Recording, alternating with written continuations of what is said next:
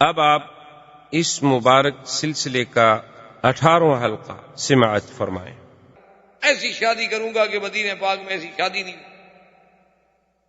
حضرت علی رضی اللہ تعالیٰ فرماتے ہیں کہ میری اونٹنیاں بیٹھی ہوئی تھی گھر کے باہر، اور حضرت حمزہ رضی اللہ تعالیٰ بھی بیٹھے تھے، اور سامنے کچھ بچیاں گانا گا رہی تھیں، شراب پی رہے تھے۔ شراب ابھی حرام چونکہ ہوا نہیں تھا۔ میں چلا گیا اپنے گھر میں کیونکہ رسیاں وسیاں ڈھونڈوں سامان اٹھانے کے لیے، باندھنے کے لیے۔ مجھے کافی دیر ہو گئی تو ان مغنیات میں سے، ان بچیوں میں سے، گانے والیوں میں سے کسی نے کہہ دیا کہ سردار جو ہوتے ہیں وہ تو اونٹنیوں کے کوہان جو ہے نا ان کو کاٹ کے کباب کھلاتے ہیں۔ اونٹنیوں کے کوہان کا گوشت بڑا نرم ہوتا ہے کباب بنانے کے لیے۔ حضرت حمزہ جی اٹھے نشے کی حالت میں، انہیں جا کے دونوں اونٹنیاں ذبح کر دی، دونوں اونٹنیاں ذبح کر دی اور کہا اونٹنیاں کوہان کاٹو اور کباب بناؤ، کھلاؤ سب۔ اب جناب وہاں کباب بن رہے ہیں، حضرت علی آئے، دیکھا تو اونٹنیاں ذبح ہو گئی ہیں، گوشت جناب کٹا جا رہا ہے اور آگ جلی ہوئی ہے اور سیخیں رکھی جا رہی ہیں اور بیٹھے ہیں۔ انہوں نے کہا، حضرت علی کہتے ہیں میں تو رو پڑا کہ میرے پاس تو کل جائیداد وہی 2 اونٹنیاں تھیں۔ کہتے ہیں کہ میں سیدھا حضور صلی اللہ علیہ وسلم کی خدمت میں گیا، میں نے کہا یا رسول اللہ ما فعل عمک حمزہ، آپ کے چچا حمزہ نے کیا کیا؟ آپ نے فرمایا کیا کیا؟ میں کہا چلیں دیکھو تو صحیح حضور۔ کہتے ہیں میں لے آیا، حضرت میرے ساتھ آ گئے، آگے آئے تو جناب کباب پک رہے ہیں اور تقسیم ہو رہے ہیں، حضرت حمزہ بیٹھے ہوئے ہیں۔ حضور نے فرمایا کہ حمزہ ماذا فعلت؟ اس نے یوں سر اٹھا کے دیکھا، کہنے لگا حل انتم الا عبید آبائی، معلوم ہوتا ہے کہ تم میرے باپ کے کوئی ملازم ہو، نوکر ہو، کیا کہنے آئے؟ کیا بات؟ حضور نے فرمایا علی یہ تو ہوش میں نہیں، جو اللہ کے نبی کو نہیں پہچان سکتا تو اس کو پھر اونٹنیوں کی کون سی پہچان تھی؟ یہ بیچارہ تو اپنے ہوش میں نہیں ہے، چلو میں بدلہ دوں گا اس کے بجائے، آپ کو 2 اونٹنیاں میں دوں گا۔ اب میں چاچے کو کیا کہوں؟ چونکہ چاچا بھی تو وہ بڑا ایک عظمت ہے نا باپ کے مقام پر۔ حضور چپ کر کے واپس آ گئے۔ حضرت علی فرماتے ہیں حضور چلے گئے، میں مسجد نبوی کے دیوار کے ساتھ ماتھا پکڑ کے یوں بیٹھ گیا، گویا کہ میرے آنسو بہ رہے ہیں۔ فمر بی عثمان رضی اللہ تعالی عنہ، تھوڑی دیر گزری کہ حضرت عثمان وہاں سے گزرے۔ فرآنی وقال ماذا یبکیک یا علی، انہوں نے فرمایا علی کیا بات ہے، کیوں رو رہے ہو؟ میں نے ان کو سارا قصہ سنایا کہ حضور نے مہربانی کی ہے، بی بی فاطمہ الزہرا کی شادی پہ راضی ہو گئے، اب میرے پاس۔ فقال عثمان یا علی لا تحزن، حضرت عثمان نے فرمایا علی کیوں غم کرتے ہو؟ دولت عثمان کی ہوگی، شادی علی کی ہوگی، تم کیوں غم؟ تمہیں کیا غم ہے؟ میری دولت کس کام آئے؟ میرا سارا غنا، میری ساری دولت قربان۔ تو یہ واقعہ جو ہے شادی کا، یہ بھی عین بدر کے بعد۔ اور بی بی رقیہ بنت رسول اللہ صلی اللہ علیہ وسلم، جس کی وجہ سے حضرت عثمان بدر میں نہیں گئے، کیونکہ جب بدر پہ حضور جانے لگے تو بی بی رقیہ بیمار تھی۔ حضور نے فرمایا کہ یا عثمان تم نہ جاؤ، تم بی بی رقیہ کے ساتھ رہو، تمہاری بیوی بیمار ہے گھر میں، اس کو تکلیف ہے، تم ہمارے ساتھ نہ چلو۔ اچھا اس وقت تو غزوہ بدر کا کوئی تصور ہی نہیں تھا نا، اس وقت تو کوئی خیال ہی نہیں تھا کہ بدر میں غزوہ ہو جائے گا۔ وہ تو تصور اتنی تھا زیادہ سے زیادہ کہ بھی یہ قافلہ ابی سفیان کا جا رہا ہے اور ہم اس کے قافلے کو لوٹیں گے، ان کو پکڑ لیں گے، اس لیے کہ وہ ظالم جب ہمیں ہمارے گھر چھین لیے، ہمارے مکان چھین لیے، ہمیں مکے سے باہر نکال دیا، تو ان لوگوں کا تو مال لینا ہمارے لیے جائز ہے۔ یہ تو اللہ کو منظور یہ تھا کہ بھئی نہیں، اب یہ بات جو ہے، چاہے مسلمان حق پہ تھے، صحابہ حق پہ تھے، اللہ کے نبی حق پہ تھے، لیکن میرے رب چاہتے تھے کہ یہ فیصلہ ہو جائے، اب یہ معرکہ بن جائے، اب یہ جہاد بن جائے، اب یہ غزوہ بن جائے، اب یہ ذاتی اغراض پہ باقی نہ۔ تو بی بی ام رقیہ کا وفات جو ہے وہ بھی غزوہ بدر کے بعد ہو گئی، اور حضرت عثمان کی پہلی بی بی رقیہ رضی اللہ تعالیٰ عنہ فوت ہو گئی، اور اس کے بعد حضرت عثمان رضی اللہ تعالیٰ عنہ کا یہ وہی مشہور واقعہ ہے کہ حضرت عمر ایک دن سرکار دو جہاں کی خدمت میں آئے اور کہنے لگے کہ یا رسول اللہ میرے ساتھ حضرت عثمان نے بڑی زیادتی کی۔ حضور نے فرمایا کیا زیادتی؟ اس نے کہا یا رسول اللہ حضرت عثمان کی بیوی فوت ہو گئی، تو میں نے جا کے خود کہا کہ عثمان تم میری بیٹی لے لو، میری بیٹی گھر میں بیٹھی ہوئی ہے تو مجھ سے شادی کر لو بی بی حفصہ سے۔ اس لیے علماء نے لکھا ہے کہ دین میں شرم نہیں۔ آج مصیبت یہ ہے کہ ہمیں دین میں تو شرم ہے لیکن بے دینی میں شرم نہیں۔ مشکل یہ ہو گئی، اب کرے کیا؟ آج ہمیں دین میں تو بڑی شرم، ماشاءاللہ دین میں ہم بڑے ماشاءاللہ مہذب ہیں، لیکن بے دینی میں کوئی شرم نہیں۔ مثلا مثال کے طور پر یعنی آپ اگر مدینہ منورہ جا رہے ہیں، ابھی جیسے جمعرات ہے، چھٹی ہوتی ہے، آدمی ارادہ کر لیتا ہے کہ چلو بھی مدینہ پاک کی حاضری ہو جائے، مدینہ جا رہے ہوں، آپ کی بیوی ہے، آپ کے دل میں خواہش ہو جائے کہ میں اپنی بیوی کے ساتھ اپنی حاجت پوری کر لوں، تو آپ جرت نہیں کریں گے کہنے کی راستے میں کہ بیوی کیا کہے گی، پاگل ہو گیا، کیوں؟ حالانکہ حلال ہے، کو بنا ہے۔ حضور نے فرمایا ولو علی قطب جمل، چاہے بیوی اونٹ کے کچاوے میں بیٹھی ہو، خامد کی تمنا ہے تو ٹھیک ہے، ولو علی تنور، اگر وہ تنور پہ کھڑی ہوئی روٹی لگا رہی ہے، خامد کی تمنا ہے تو چھوڑ دے، روٹی جل جائے، یہ نہ ہو کہ خامد کل جہنم میں جل جائے۔ لیکن نہیں کہیں، اگر آپ اور ہم کوئی بھی آپ میں سے، میں ہوں یا آپ ہوں، مدینہ جا رہے ہوں، راستے میں ویسے نعوذ باللہ کوئی لڑکی مل جائے تو کوئی چھوڑے گا؟ وہاں شرم نہیں ہے، اپنی بیوی سے شرم ہے۔ یعنی ہمیں تو حلال سے شرم ہے، دین سے شرم ہے، بے دینی سے شرم نہیں۔ حالانکہ اسلام یہ کہتا ہے کہ بھی دین میں شرم نہیں ہوتا، ان اللہ لا یستحی عن الحق، حق کی بات ہے کھل کے کرو۔ تو حضرت عمر غصے میں آئے، انہوں نے کہا یا رسول اللہ عثمان نے میرے ساتھ بہت زیادتی کی۔ میں کیا بات ہو گئی؟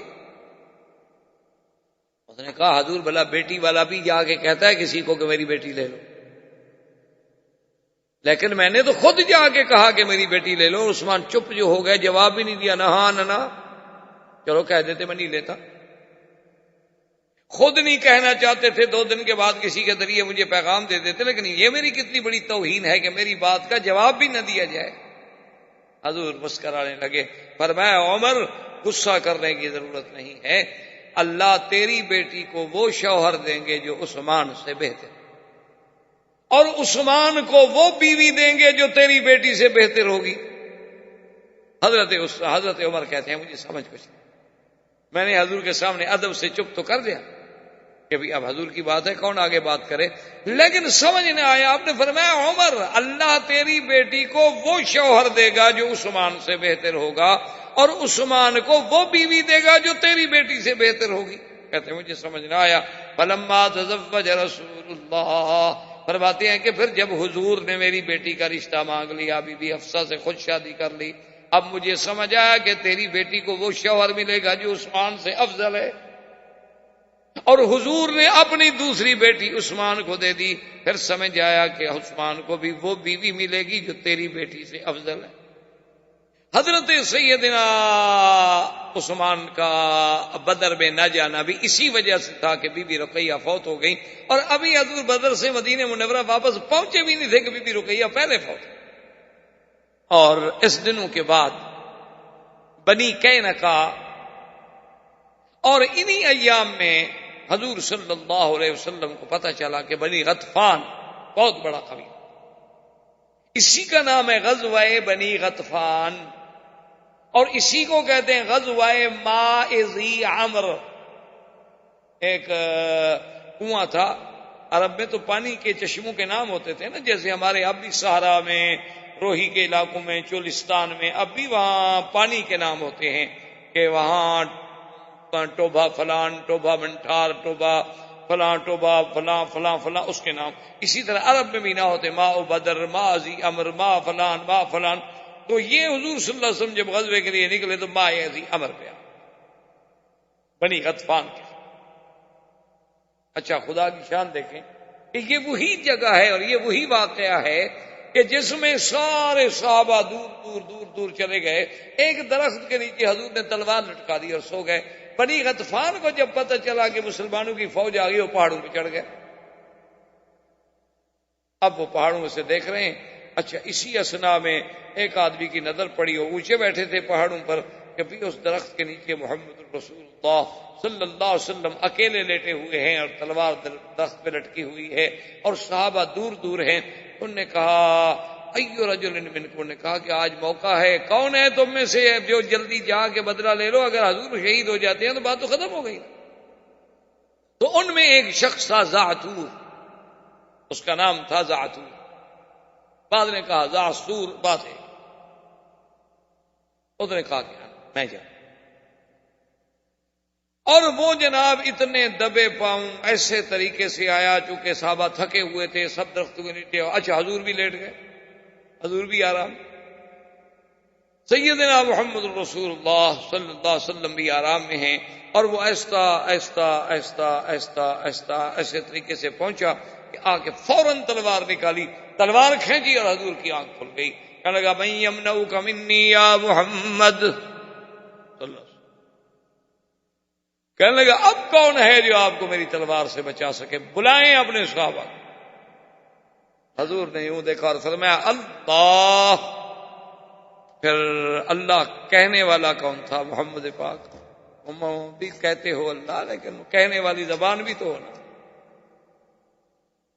اسی لیے لکھا ہے نا کہ ایک ہندو تھا، اس نے ایک درخت کے نیچے اپنا کوئی سسٹم اس طرح کا سیٹ کیا ہوا تھا کہ وہ درخت کے خاص مقام کے نیچے آ کے کھڑا ہو جاتا، اور جب وہ اصل میں وہ سارا سسٹم تھا اور پاؤں سے وہ دباتا تھا، لوگوں کو تو پتہ نہیں تھا، وہ وہاں کھڑے ہو کہتا رام، تو درخت سے آواز آتی رام رام رام، لوگ کافر ہو جاتے، ہندو دیکھو جی میرے کہنے سے درخت بولتا ہے، ہندو قوم بڑی وقار قوم ہے، ابھی دیکھا نہیں تھا ان کا ایک دیوتا دودھ پینے لگ گیا، بڑی عمر میں بیچارے کو پیاس لگ گئی، یا بچپن میں اس کو پلایا نہیں کسی، اور جب تحقیق ہوئی تو جناب نیچے سے پائپ لگائے ہوئے تھے اور دودھ نیچے جا رہا ہے، اوپر ڈال رہے ہیں جی دیوتا صاحب پی رہے ہیں، اور دیوتا ایسا بھوکھا کہ منو من دودھ پی گیا، ایسی بے وقوف قوم، انا للہ و انا الیہ راجعون۔ یہ ہم لوگ ہنستے ہیں، ہم بھی تو 11ویں کا کتنا دودھ پی چکے ہیں، وہ ایک مردہ دیوتا کا شو کرتے ہیں، ہم تو زندہ پی رہے ہیں نا، جانتے ہوئے کہ یہ ناجائز ہے، حرام ہے، غلط ہے، پی رہے ہیں، غیر اللہ کے نام پر نظر ہے، غیر اللہ کے نام پر منت ہے، کیسے حلال ہے پی رہے؟ تو بہرحال یعنی وہ جب آیا تو ایک اللہ والے تھے، وہ آئے، انہوں نے کہا یہ کیا ہے؟ انہوں نے کہا جی یہ دیکھو درخت رام رام کرتے ہیں، انہوں نے کہا اچھا ادھر ہو جاؤ، تم ادھر ہو جاؤ، ادھر ہو گیا، انہوں نے کہا اب کہو، اب کیسے کہے؟ وہ تو ایک جگہ تھی نا، وہاں میکنزم تھا، باقاعدہ سیٹنگ تھی اس کی، اس جگہ سے جب انہوں نے کہا سنو، اگر اسی سے کفر و اسلام کا فیصلہ ہے تو میں اللہ کی ضرب مارتا ہوں، اگر پتے پتے سے اللہ کی آواز آئے تو مسلمان ہو جاؤ گے؟ ایسے لوگ دنیا میں ختم نہیں ہو گئے، اب بھی اللہ کی رحمت سے ایسے لوگ اگر اللہ والے اور صحیح معنی میں اولیاء اللہ صلحاء صالحین نہ ہوں اور سب میرے جیسے ہو جائیں، پھر یہ دنیا قائم ہی نہیں رہ سکتی، کیونکہ حضور نے فرمایا کہ یہ فنا تب ہوگی حتی لا یقال فی الارض اللہ اللہ، جب کوئی اللہ والا نہیں رہے گا پھر دنیا فنا، اس کا مطلب ہے کہ اللہ والے ہیں تو دنیا چل رہی۔ حضور نے فرمایا اللہ، اس کے ہاتھ سے کانپا اور تلوار گر گئی، خود بھی گر گیا، حضور اٹھے، حضور پاک نے تلوار پکڑ لی، حضور نے فرمایا من یمنعک منی، اب بتاؤ تمہیں کون بچائے گا میری تلوار سے؟ اس نے کہا یا رسول اللہ مجھے تو اب کوئی بھی نہیں بچا سکتا، آپ اپنے خلق احسان سے احسان کر دیں تو الگ بات ہے، ورنہ میں کوئی اب رعایت کا مستحق ہوں، اور میں اچھا جاؤ دوڑ۔ تو آپ نے جب اس کو چھوڑ دیا واپس آیا تو لوگوں نے کہا تمہیں کیا ہو گیا؟ اس نے کہا واللہ جب میں نے تلوار کھینچی نا حضور کے قریب گیا تو ایک ایسا خوبصورت جوان اس نے میرے سینے میں اتنے زور سے مارا کہ میں گرا اور میرے ہاتھ سے تلوار بھی ٹوٹ گئی۔ نظر جبریل علیہ السلام، اللہ کا فرشتہ جبریل اترا انسان کی شکل میں اور اس نے ظالم کو مارا۔ اب جب یہ حال سنا بڑے غطفان بھاگ گئے، انہوں نے کہا جی ان سے کون لڑے؟ حضور صلی اللہ علیہ وسلم وہاں سے بغیر لڑائی کے واپس۔ اسی اسنا میں وہ واقعہ پیش آیا جو بنی قینقا، یہودیوں کا ایک بہت بڑا قبیلہ تھا، اور یہودی بنی قینقا جو تھے ان کا اتنا بڑا چہار دیواری تھی، یعنی انہوں نے اپنے پورے ایریے کو باقاعدہ وال سے دیوار سے بند کیا ہوا تھا، زراعت اندر، قلعے اندر، گھر اندر، دکانیں اندر، مویشی اندر، سب کچھ۔ لیکن کبھی کبھی جو تھے وہ بازار لگاتے تھے، میلے لگتے تھے. عرب میں تو پہلے بازاریں لگتی تھی نا، سال میں کبھی بازار لگ گیا. تو بازار لگا ہوا تھا، ایک مسلمان عورت آئی، ایک دکان سے اس نے سونے کی کوئی چیز خریدی. وہاں ایک بدبخت یہودی جو بیٹھا تھا اس کو جوش آیا، کیونکہ دکانیں یہودیوں کی تھی سونے کی. تو اس بدبخت نے کیا کیا کہ وہ عورت یوں بیٹھی ہوئی تھی نا، تو دوپٹہ اس کے سر پہ تھا، تو وہ بدبخت آیا پیچھے سے اور اس نے اس دوپٹے کو یوں کر کے اتنی زور سے کھینچا نا کہ عورت بیچاری گری اور چیخ نکلی. جب چیخ نکلی تو کچھ مسلمان قریب کھڑے تھے، وہ مسلمان ایک دوڑا، اس نے دیکھا کیا، اس نے کہا کیا بات ہے؟ انہوں نے کہا اس یہودی نے ایسا کیا ہے. تو اس کو اتنا غصہ آیا، اتنا جوش آیا کہ اس مسلمان نے اس یہودی کو مار. جب وہ یہودی مر گیا تو یہودی پل پڑے. اب مسلمان وہ اکیلا تھا، انہوں نے مسلمان کو مار دیا. حضور صلی اللہ علیہ وسلم کو خبر پہنچی، اتنا بڑا واقعہ ہو گیا، اتنا بڑا حادثہ ہو گیا ہے. حضور صلی اللہ علیہ وسلم تشریف لائے تو وہاں بالکل مارکا کارزار بنا ہوا تھا.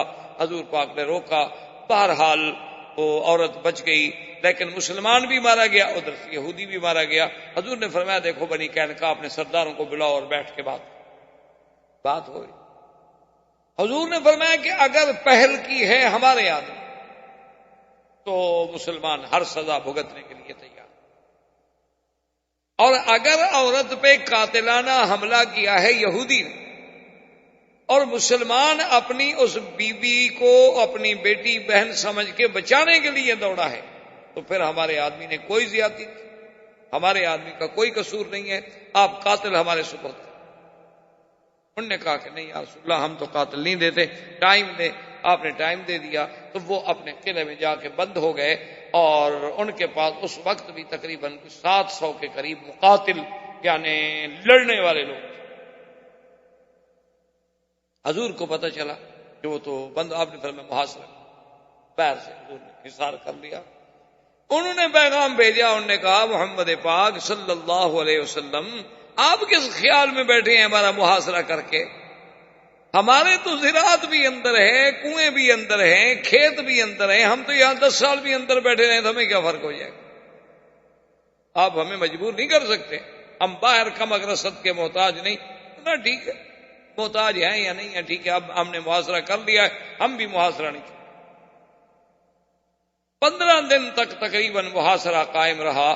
اللہ تبارک و تعالی نے کافروں کے دل میں ایسا روب ڈالا نا، قذف فی قلوبہم الرعب، اللہ نے ان کے دلوں میں ایسا روب ڈالا. انہوں نے کہا جی ہم اترتے ہیں، ہم قلعے سے نکلتے ہیں.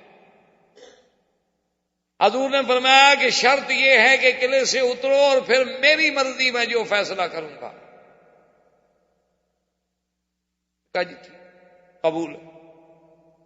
700 آدمی قیدی بن کے حضور کے سامنے بیٹھے، کیا فیصلہ فرمایا. عبداللہ ابن ابی ابن ابی سلول ابن سلول جو رئیس المنافقین تھا، بظاہر مسلمان تھا، اس کا بنی قینقاع سے بڑا تعلق تھا. وہ دوڑا ہوا آیا، اس نے کہا کہ یا رسول اللہ احسن الی موالیک، مہربانی کرو ان غلاموں احسان کر دو. جب وہ 700 کے 700 نوجوان قیدی بن کے خود بیٹھے ہیں آپ کے آگے، مہربانی کریں ان کو چھوڑ دیں. آپ نے فرمایا ہم ان کو نہیں چھوڑیں. اس نے حتیٰ کہ حضور کا کپڑا مبارک پکڑ لیا. اس نے کہا حضور میں تو آپ کے در پہ پڑا ہوں اور آپ کا یہ کپڑا دامن پکڑ لیا ہے، میں تو نہیں چھوڑوں گا، مہربانی کریں ان کو چھوڑیں، میرا تو کچھ بھی نہیں بچتا، میرے حلیف ہیں. حضور نے فرمایا عبداللہ ابن ابی سلول نہیں. اس نے کہا کہ یا رسول میں پھر دروازے سے نہیں ہٹوں گا، یا تو مجھے مار دیں. ایک آدمی کے بجائے 700 آدمی قتل کر دیا گیا. مہربانی. انہوں نے فرمایا، حضور نے فرمایا غداری انہوں نے کی ہے، مسلمانوں نے کوئی نقض عہد کیا ہے؟ ان کا تو ہمارا معاہدہ تھا کہ ہم ایک دوسرے کے خلاف کوئی لڑائی نہیں. لیکن جب اس نے مجبور کر دیا، حضور نے فرمایا کہ اچھا تمہاری وجہ سے ہم نے چھوڑ دیا، لے جاؤ. لیکن بنی قینقاع گھبرا گئے اور آہستہ آہستہ انہوں نے بھی خیبر کی طرف نکلنا شروع کیا. اور ادھر قریش مکہ نے سوچا کہ اب ہمارے پاس کوئی حل نہیں ہے، ہمارا تو کوئی قافلہ نہیں جا سکتا تجارت کا، نہ شام نہ یمن. یمن تو چلو ہم جا سکتے ہیں، لیکن شام سے یمن ہم کیسے جائیں؟ تو انہوں نے اپنا ایک اور راستہ اختیار کیا کہ شام سے ہم داخل ہو جائیں عراق. عراق سے ہم جائیں شام یمن، اور یمن سے پھر ہم سیدھا آ جائیں مکہ، لیکن وہ راستہ بہت لمبا تھا، اس راستے سے قافلے لے جانے کے اخراجات بہت بڑے تھے۔ ابو سفیان نے خیر قافلہ جمع کیا کہ بھئی اب تجارت تو کریں، اور پیسے نہیں ہوں گے تو کیا کریں گے، تو 1,00,000 درہم کی تو صرف اس میں چاندی تھی اس قافلے میں، اور اتنی خفیہ طریقے سے قافلے کو انہوں نے روانہ کیا اور چلایا کہ کسی کو خبر نہ چلے۔ اللہ کی شان ہے کہ ایک آدمی تھے نعیم ابن مسعود اور ایک تھے سلیم، یہ اکٹھے بیٹھے ہوئے تھے اور شراب پی رہے تھے۔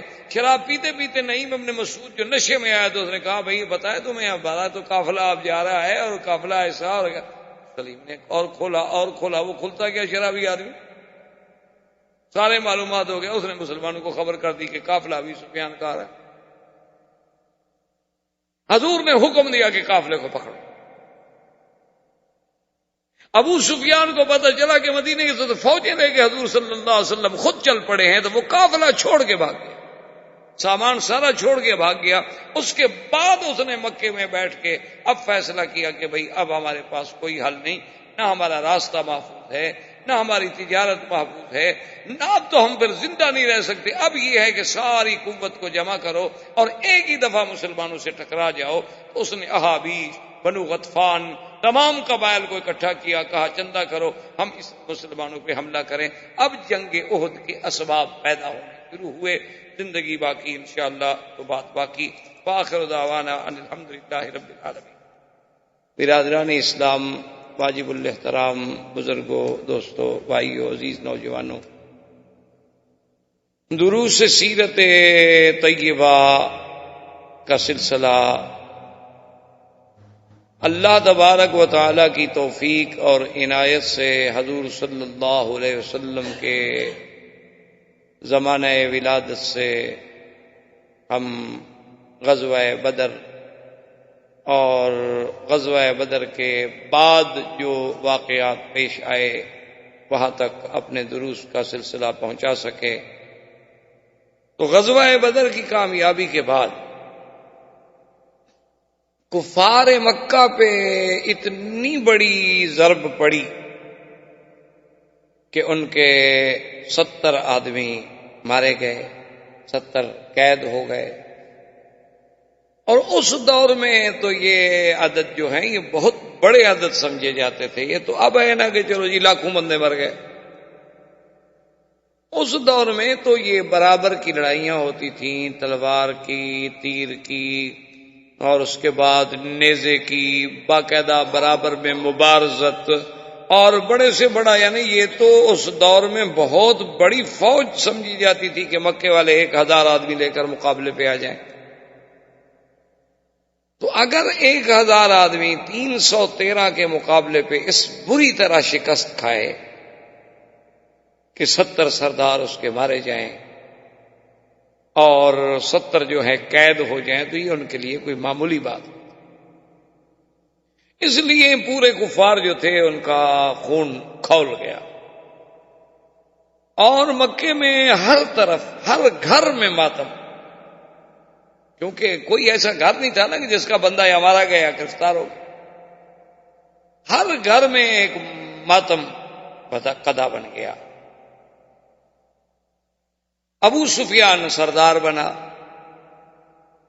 اب دوسری مشکل حضور صلی اللہ علیہ وسلم کی یعنی جو تخطیط تھی اس کے تابع ان کو یہ پیش آئی کہ ان کا ایک اور قافلہ شام سے آنے لگا، تو حضور صلی اللہ علیہ وسلم نے ان پر بھی حملہ آور ہوئے، بنی غطفان قبیلے میں پہنچے تو انہوں نے روک دیا کہ یا رسول اللہ کم از کم آپ ہمارے علاقے میں لڑائی نہ لڑیں، ہمارے قبیلے کا نہ آپ سے کوئی جھگڑا ہے اور نہ ہمارا قریش سے، اور اس وقت قریش ہمارے علاقے سے گزر رہے ہیں، جب یہ ہمارے حدود سے گزر جائیں آپ لڑیں، آپ نہ لڑیں، ہمارا کوئی دخل نہیں، لیکن ہم نہیں چاہتے کہ ہمارے حدود میں لڑائی ہو۔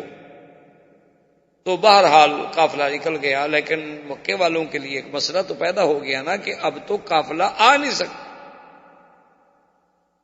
کیونکہ مکہ مکرمہ کا جو راستہ ہے ان کے تجارت کے مراکز جو تھے وہ 2 تھے، ایک شام ایک یمن۔ اب یمن تو وہ جا سکتے تھے، ٹھیک ہے، کیونکہ مکے سے یمن کا راستہ جو ہے وہ تو مدینہ منورہ راستے میں نہیں آتا، وہ تو یہ طریق اللیس سے سیدھا مدینے چلے گئے، شام یمن چلے گئے، لیکن شام جانے کے لیے جو راستہ ہے وہ تو حل کوئی نہیں تھا ان کے پاس باسوائے مدینہ منورہ کے۔ اب انہوں نے سوچا کہ اس کا ہم کیا حل کریں۔ بڑی مشکلوں کے بعد ان کے سرداروں نے مشورہ کیا کہ بھئی اب بدلہ بھی تو لینا ہے نا مسلمانوں سے، وہ تو نہیں بھولتے تھے، قبائل کے لوگ تھے، وہ تو اپنا خون نہیں بھولتے تھے۔ انہوں نے کہا کہ اب ہم یہ کرتے ہیں کہ اپنی تجارتی قافلے جو ہیں ہم بجائے اس کے کہ شام سے مدینہ منورہ آئیں، یوں نہ کریں، بلکہ ہم شام سے براستہ عراق کا راستہ لے کر اوپر سے پھر یعنی بالکل مدینہ منورہ سے کافی دور جو ہے پھر نیچے اتریں، کیونکہ یہ نجد کا علاقہ جو کہلاتا ہے، جو آپ بھی جانتے ہیں کہ یہ حجاز ہے اور پھر نجد ہے، یہ نجد کا علاقہ صرف یہ نہیں کہ ریاض کو نجد کہتے ہیں، بلکہ یہ نجد العراق، پورے عراق تک جو ہے وہ نجد ہے۔ اصل میں کیا معنی؟ نجد کا معنی ہے اونچا، یعنی یہ اونچائی والا علاقہ، اور ادھر جو ہے تہامہ اور حجاز یہ اس کے مقابلے پہ نیچے والا علاقہ ہے۔ تو یہ نجد جب سے شروع ہوتا ہے تو یہ چلا جاتا ہے الی نجد العراق، عراق تک، یہ نہیں کہ صرف اس ریاض کے علاقے کو نجد کہا جاتا ہے۔ اس لیے جو احادیث مبارک میں بعض مقامات پر نجد کے بارے میں باتیں آتی ہیں یا نجدی کے بارے میں باتیں آتی ہیں، تو ہمارے ملک میں بعض علماء، بعض مولوی اسی کو حوالہ لے کے کہتے ہیں ہاں بھی شاید یہی نجدی ہوں گے، وہ اصل میں نجد العراق اس سے مراد ہے، یہ نجد تو مراد ہی نہیں ہے، اس نجد کا تو کوئی نام ہی نہیں تھا۔ یہ تو زیادہ سے زیادہ آپ یوں کہہ سکتے ہیں کہ 100 سال سے متعارف ہوا، 1400 سال پہلے تو اس کا کوئی مقام نہیں تھا کہ کوئی ریاض کا شہر تھا یا کوئی بریدہ تھا یا گسیم تھا یا اس وقت کوئی اس کو نجد کہا جاتا، یہ تو پورا علاقہ مانا ہی نجد العراق تھا۔ تو وہ احادیث میں جو آتا ہے کہ شیطان آیا فی صورت رجل نجدی، ایک شیخ نجدی کی صورت میں جب حضور کی ہجرت کا مسئلہ وہ ہو رہا تھا، تو اسی طرح جب بدر کے لیے آ رہے تھے تو وہ ایک نجدی، تو مانا اس سے یہ ہے کہ نجد کا مانا یہ تھا کہ نجد العراق، اور اس علاقے کے لوگ جتنی پہاڑی تھے وہ بڑے بہادر تھے، بڑے جنگجو تھے۔ اسی لیے تاریخ آپ اٹھا کے دیکھ لیں کہ بغداد کو کبھی کسی نے فتح نہیں کیا، یہ کبھی نہیں ہوا کہ بغداد فتح ہوا ہو، تاریخ موجود ہے دنیا میں۔ اور یہ بھی بڑی عجیب سی بات ہے کہ یہ علاقہ جتنا ہے یعنی نجد کا، بغداد کا، کوفے کا، یہ ویسے بھی ایک فطری طور پر ایسی قوم ہے کہ جسے آپ کہہ سکتے ہیں، عربوں میں ایک مثل ہے کہ الکوفی لا یوفی، کہ اگر کوفے کا آدمی ہے تو سمجھو وفا نہیں کرے گا، یہ ان کی ایک پرانی تاریخ میں عادت۔ اچھا، محدثین تو یہ کہتے ہیں کہ اذا حدثک رجل من اہل الکوفہ، کہ اگر کوئی کوفے کا آدمی تمہیں کوئی حدیثیں بیان کرے تو 99 کو تو سمجھ لینا نا کہ غلط ہے، اور باقی جو ایک بچے تو اس میں بھی ذرا خیال رکھنا، ہو سکتا ہے کہ وہ بھی صحیح نہ ہو، یعنی محدثین کے ہاں یہ ضرب المثل ہے۔ اسی لیے حضور نے عراق کے لیے کبھی دعا نہیں کی، اللہم بارک لنا فی یمننا، اللہم بارک لنا فی شامنا۔ ایک صحابی کھڑے ہو گئے، اس نے کہا حضور وفی عراقنا، عراق کے لیے بھی دعا مانگیں، تو آپ نے اللہم بارک لنا فی یمننا، اللہم بارک لنا فی شامنا۔ اس نے کہا حضور مہربانی کریں وہ نجد العراق کے لیے تو دعا مانگیں، فیہا میرتنا و میرت اہلنا، ہمارے لیے تو وہاں سے کافی چیزیں آتی ہیں کھانے کی پینے کی، ہمیں بڑی تکلیف ہوگی اگر وہاں قحط ہو گیا، تو آپ اس کے لیے بھی دعا کریں۔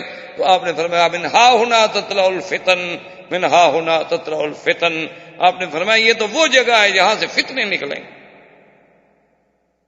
حضور صلی اللہ علیہ وسلم نے فرمایا کہ یہ تو وہ مقام کہ جہاں سے فتن پھوٹیں گے، ان کے لیے میں دعا کروں۔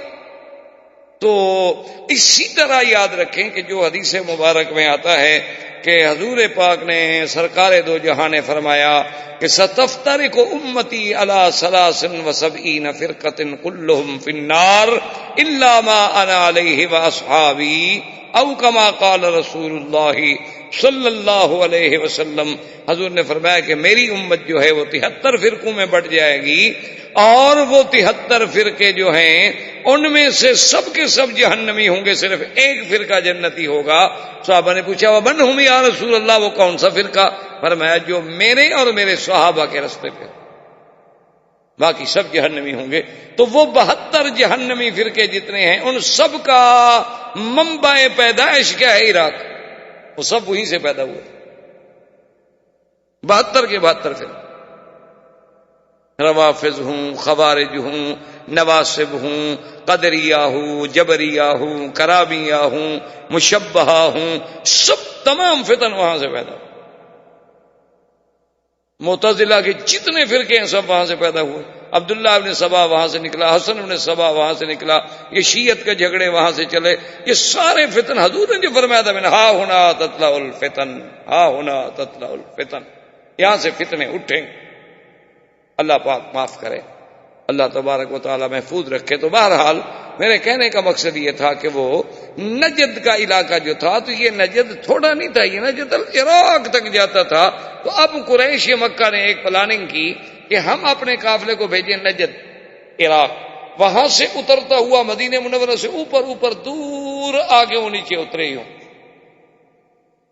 اور انہوں نے کہا کہ اس قافلے کے بارے میں ہم نے ایسا رازداری سے بھیجنا ہے نا کہ کسی کو پتہ نہ چلے.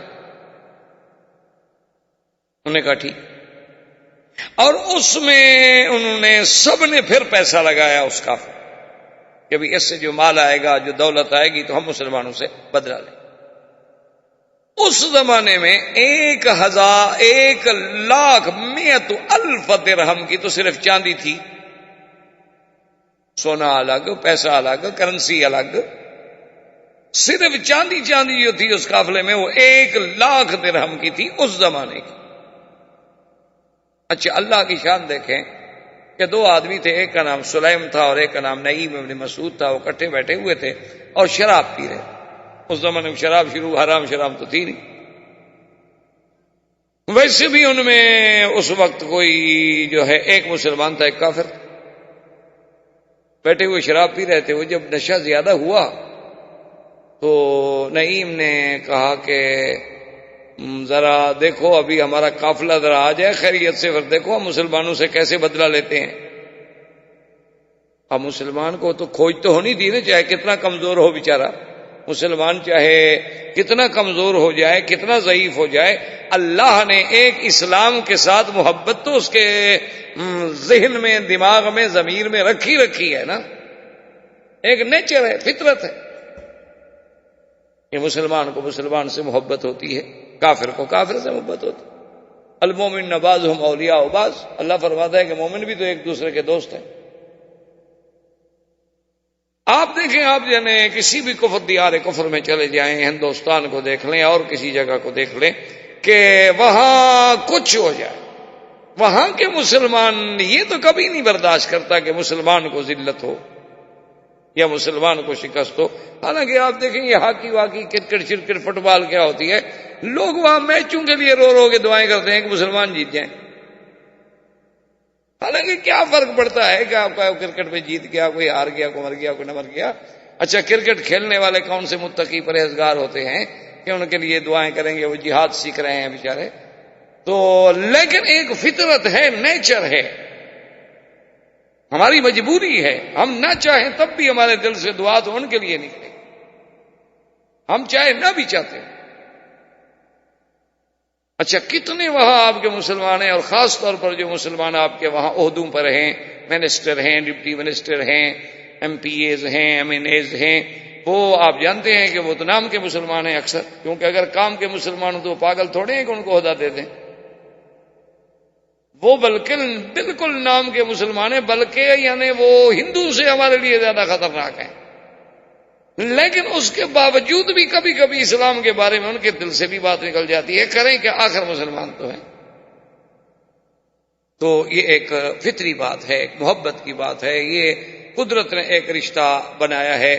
میں میرے خیال میں امریکہ میں ایک جگہ بیٹھا تھا کسی پلازے میں کوئی شاپنگ واپنگ لے گئے، ایک نوجوان بچی بالکل میرے خیال میں 20 سال کی لڑکی ہوگی، دور سے بیچاری دوڑتی آئی، وہ پتہ نہیں اس کو وہ ایکسیلیٹر نہیں ملا، وہ سیڑھیاں چھلانگ پھلانگ کے بیچاری بھاگتے بھاگتے آئی اور السلام علیکم السلام علیکم. میں نے کہا کیا ہو گیا؟ انا مسلم انا مسلم.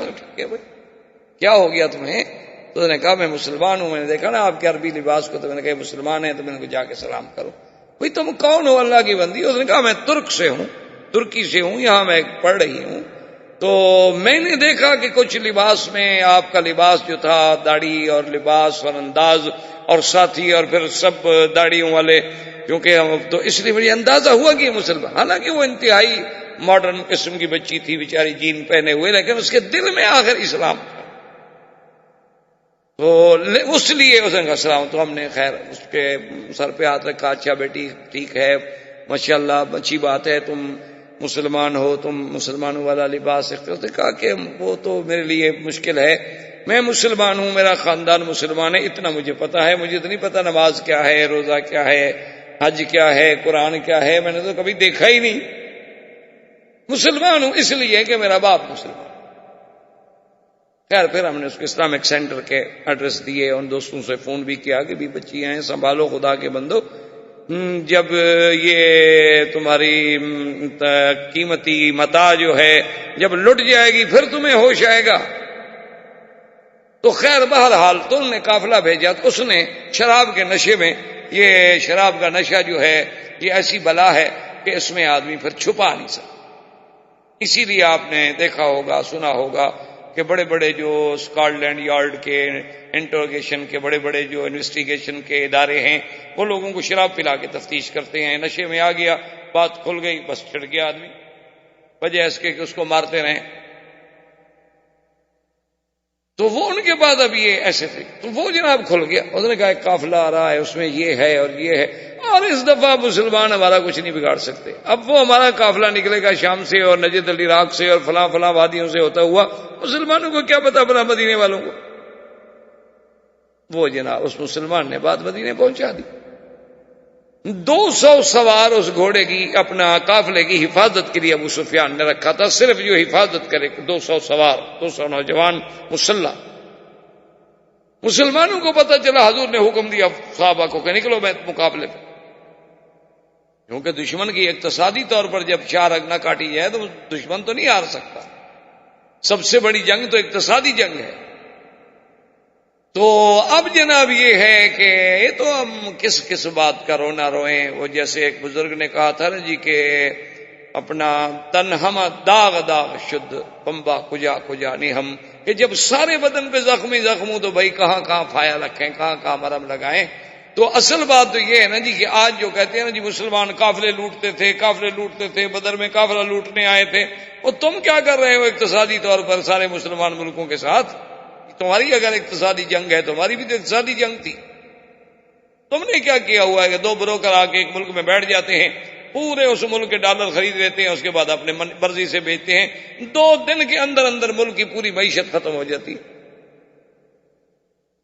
کیا ہو رہا ہے مسلمان ملکوں میں؟ آپ نے دیکھا ہے صرف 2 آدمی 2 بروکر آ جاتے ہیں، وہ پورے جتنا اس وقت یعنی جو فارن کرنسی اویلیبل ہو اس ملک میں، پاؤنڈ ہے، ڈالر ہے، مارک ہے یا نئے کوئی، سب لے لیں، جس بھاؤ پہ ملتا ہے لے لیں.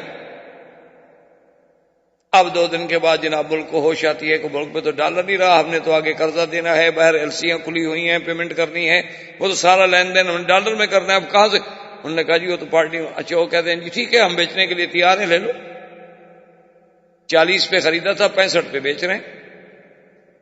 دھڑام سے ملک جو ہے جناب ختم. کبھی سٹاک ایکسچینج بیٹھ گیا، کبھی سٹاک مارکیٹ بیٹھ گئی، کبھی یہ بیٹھ گیا، کبھی وہ بیٹھ گیا. کیونکہ مسلمان تو ماشاءاللہ اللہ ان کو پیسے دے دے، پھر یہ تو ایک ہی بات سوچتا ہے نا کہ کار بھی نہیں ہو، بیوی بھی نہیں ہو، بس یہ 2 ماڈل تبدیل ہونے ضروری ہیں اگر پیسے ہوں. یہ جو شریف ہیں ایک والے، ان کے پلے کچھ نہیں، ان کو پیسے دے دیں، آپ دیکھیں کل کیا کرتے ہیں. میں نے اپنے 90 سال کے دوست دیکھے ہیں جن کو پیسے ملے جناب تو دوسرے دن شادی کر. یہ جن کی تنخواہ میں گزارا ہے پورا سورا، مکان کا کرایہ، کھانا پینا، اس کے بعد کو 500,000 ریال بچ گیا، وہ بیچارہ کیا شادی کا سوچے گا؟ اس کو تو پہلی بیگم ہی ڈراتی ہے خواب میں. تو اگر اسے آپ دولت دے دیں تو پھر دیکھیں کہ جناب وہ کتنی دولتیاں مارتا ہے. دولت کے ساتھ دولتیاں تو پھر کھلتی ہیں نا، یہ تو اس کا اثر ہے. تو اب جناب جب قافلہ نکلا، مسلمان جب پہنچے، اللہ نے ایسا روب ڈالا نا جی کہ وہ قافلے کا قافلہ چھوڑ کے بھاگ گئے، قافلہ اپنا سامان چھوڑ کے بھاگ گئے. اسی اثنا میں سوق قینقاع میں، بنی قینقاع کی سوق تھی جس میں منڈی لگتی تھی مدینہ منورہ میں، ایک یہودی بدبخت نے ایک مسلمان لڑکی کے گلے میں کپڑا ڈال کے اس کو خنق کرنے کی کوشش کی. وہ بیچاری بچ تو گئی لیکن بے ہوش ہو کے گر گئی. اس پہ لڑائی شروع ہو گئی اور ایک مسلمان نے اٹھ کے اس یہودی کو مار دیا. اب یہودی ان کے چونکہ زیادہ طاقت تھی، ان کا گھر کبھی قریب تھا، ان کے بندوں نے آ کے مسلمانوں کو مار دیا. ایک نیا مسئلہ پیدا ہو. یہ سارے اسباب تھے. ادھر ابو جہل کی قتل، کفار کی موت، اور پھر بنو نذیر اور بنی قینقاع یہودیوں کی ذلت جو مدینے میں رہنے والے تھے. یہ سارے اسباب بنے کہ اب سارے کافر مل کے ایک مستقل حملے کی تیاریاں کر کے تیار ہوئے کہ بھئی اب حل کوئی نہیں ہے، اب مسلمانوں کے ساتھ اپنی پوری قوت کو ٹکرا دو.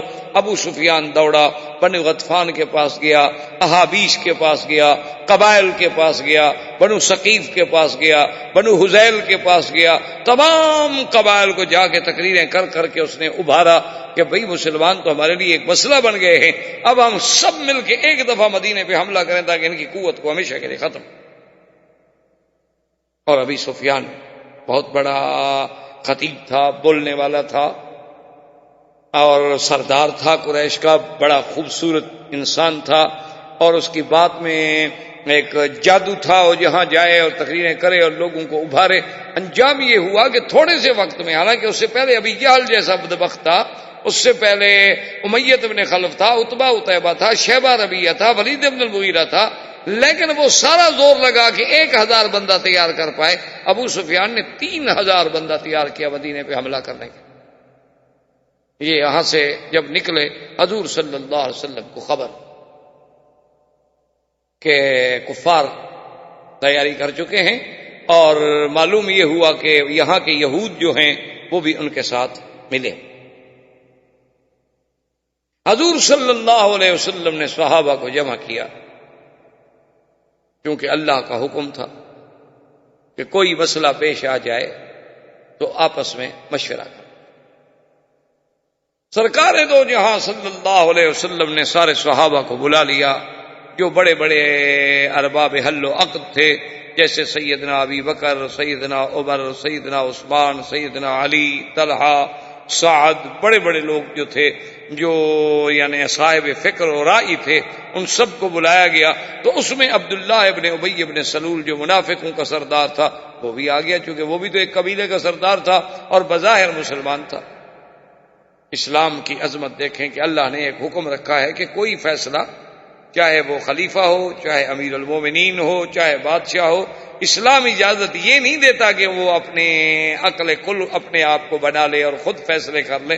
نہیں، فشاورہم فی الامر فاذا عزمت فتوکل علی اللہ. اللہ نے فرمایا میرے نبی ہر مسئلے میں مشورہ. اسی مشورے کو آپ کے لوگ جو ہے نا جمہوریت قرار دیتے ہیں، حالانکہ یہ بات نہیں. مشورے کا معنی ہوتا ہے ارباب حل و عقد سے، یعنی ان لوگوں سے رائے لی جائے جو صاحب الرائے ہیں.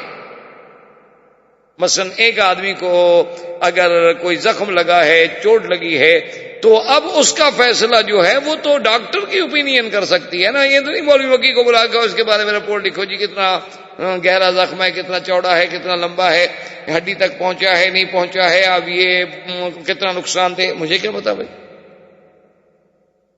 معنی یہ ہوتا ہے کہ ہر صاحب رائے سے رائے لی جائے، جو اس موضوع پہ ایک اتھارٹی ہے اس سے پوچھا جائے. حضور صلی اللہ علیہ وسلم نے فرمایا کہ بھی اس میں تو کوئی شک نہیں نا کہ کافر آ رہے ہیں، چل پڑے ہیں مکے سے، وہ نکل پڑے ہیں، اب وہ کوئی سیر کرنے تو نہیں آ رہے ہیں نا. اس زمانے میں 3000 کا قافلہ چلانا، 3000 آدمی کا کھانا اور 3000 آدمی کا سارے اخراجات برداشت کر رہے ہیں، سفر کی تکلیفیں، صعوبتیں، دکھ سکھ، بیماریاں، پھر ان کے پیچھے جو گھر والے لوگ ہیں ان کے اخراجات خرچے کون دے گا؟ جو لوگ تمہارے لیے جنگ پہ نکل رہے ہیں۔ تو حضور نے فرمایا کہ اب مشورہ ہمیں یہ کرنا ہے کہ کیا ہم مدینہ منورہ کے اندر شہر میں داخل ہو کر لڑیں یا ہم مدینہ منورہ سے باہر نکل کر ان کا راستہ روکیں۔ حضور پاک نے ایک رائے طلب کی۔ صحابہ نے پوچھا یا رسول اللہ صلی اللہ علیہ وسلم آپ کی رائے مبارک کیا ہے؟ حضور نے فرمایا میری رائے تو یہ ہے کہ ہم مدینے سے نہ نکلیں۔ انہوں نے کہا کہ اس کی وجہ؟ حضور نے فرمایا انی رائے تو رویا، میں نے خواب دیکھا ہے، اور خواب میں نے یہ دیکھا ہے کہ بقرن تذبح، کہ ایک گائے ذبح ہو رہی، اور میں نے خواب میں یہ بھی دیکھا ہے کہ میری جو تلوار ہے نا اس کے منہ پہ دندانے پڑ گئے ہیں، یعنی اب اس میں کٹ لگ گئے ہیں، وہ صحیح نہیں، جیسے چاقو میں دندے پڑے نہیں وہ کام نہیں کرتا، تیزی ختم ہو جاتی۔ اور تیسرا میں نے یہ دیکھا ہے کہ پھر میں ایک محفوظ قلعے میں داخل ہو گیا ہوں۔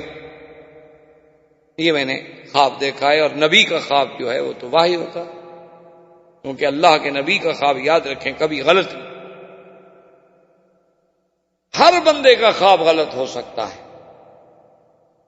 ہر بندے کے خواب کی بعض اوقات تعبیر اس کے بالکل الٹ بھی ہو سکتی، یعنی آپ نے دیکھا کچھ تھا اور ہوا اس کے بالکل برعکس۔ لیکن اللہ کے نبیوں کے خواب کبھی جھوٹے نہیں ہو سکتے، اللہ کے نبی معصوم ہوتے ہیں اور ان پہ شیطان کا حملہ نہیں ہوتا، ان کے خواب جب بھی ہوں گے اللہ کی طرف سے ہوں گے، جب رحمان کی طرف سے ہوں گے تو سچے ہوں گے، سیدھی سی۔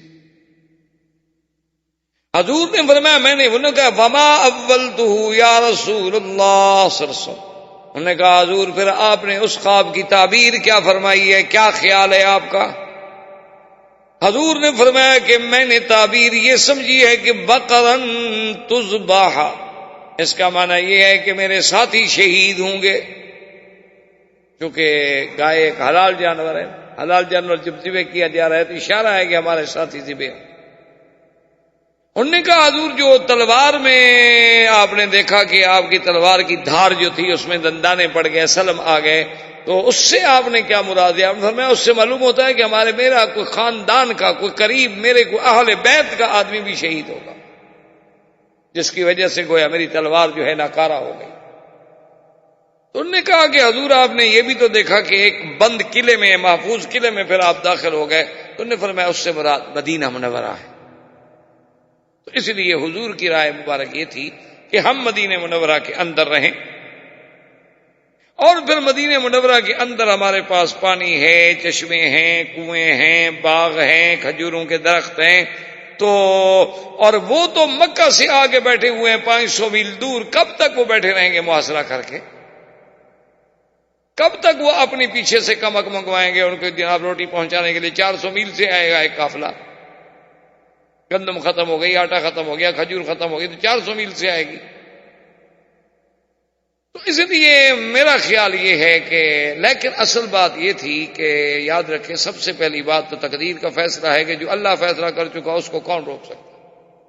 اسباب یہ تھے کہ بعض صحابہ جو بدر میں شریک نہ ہو سکے، اور بدر کے بارے میں جب اللہ نے قرآن اتارا اور حضور نے ان کی شان بیان کی تو صحابہ میں وہ تڑپ پھرائے کہ بھائی ہائے پہلا غزوہ تھا اور اتنی شان والا غزوہ اور ہم لوگ اس میں شریک نہ ہو سکے۔ تو حضرت انس بن نضر کھڑے ہوئے، انہوں نے کہا کہ یا رسول اللہ میں غزوہ بدر میں بھی شریک نہیں ہو سکا، خدا کی قسم ہے کہ اگر اللہ نے مجھے کوئی موقع دیا نا کافروں کے ساتھ لڑنے کا تو پھر میں دکھاؤں گا کہ لڑائی کیسے ہو۔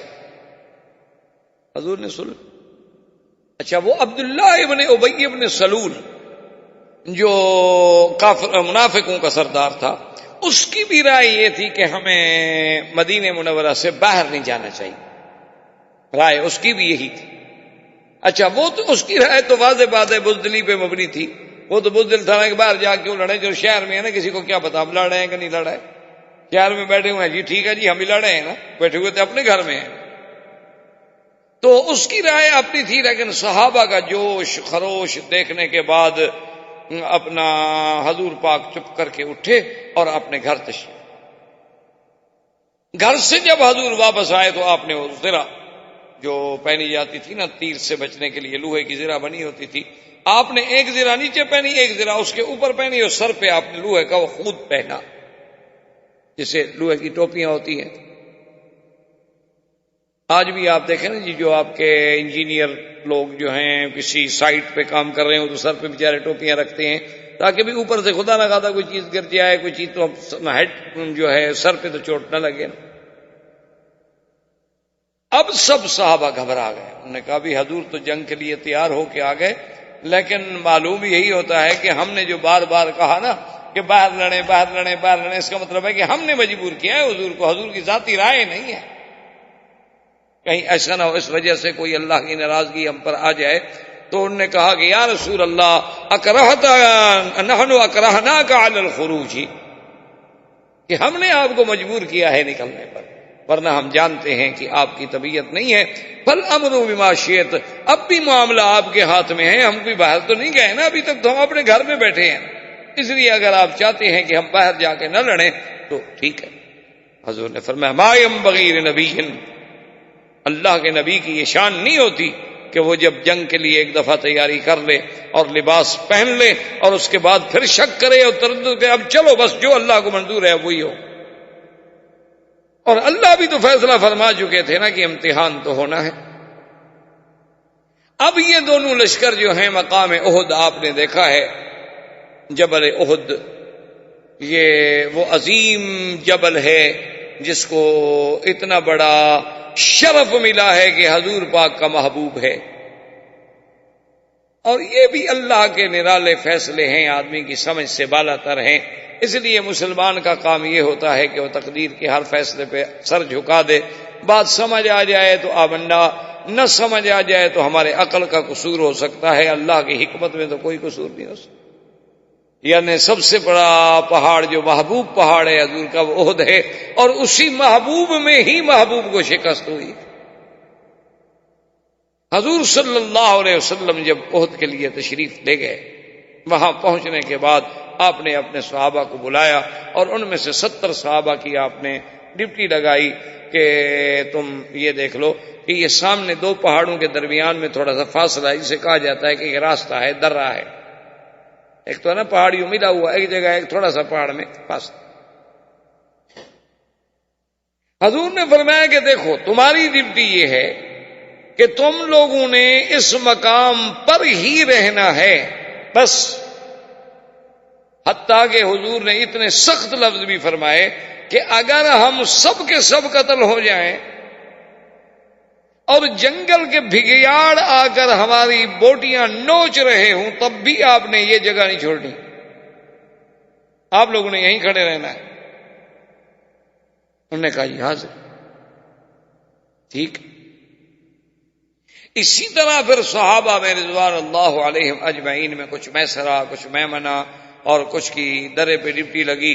ابو سفیان بھی آ گیا، اور ابو سفیان پورے قافلے کی قیادت کر رہا تھا، اور جنگ کی قیادت جو تھی وہ خالد بن الولید کر رہے تھے۔ خالد ولید ابھی مسلمان نہیں ہوئے تھے، اور یہ تو تاریخ جانتی ہے کہ خالد بن الولید جیسا جنگجو آدمی اور جنگ کا ماہر کہ جس کے جنگی کارناموں کو تو قیصر اور کسریٰ نے اور روم نے اور سب نے تسلیم کیا، کہ اتنا اچھا جنگ لڑنے والا لڑانے والا آدمی ہم نے نہیں دیکھا دنیا۔ اب جناب مسلمانوں کی اور کفار کی حرب شروع۔